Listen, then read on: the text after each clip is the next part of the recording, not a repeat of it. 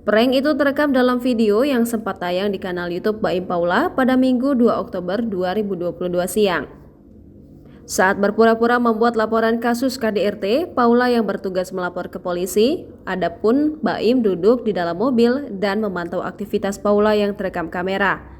Baim terlihat tertawa saat Paula masuk ke Polsek Kebayoran Lama. Ia juga merasa sedikit tegang.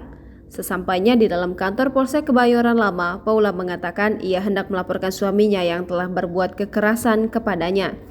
Polisi yang bertugas mulanya tak mengetahui perempuan itu Paula karena masker yang dipakai. Ia kemudian meminta Paula melepas maskernya dan mulai mengenali Paula.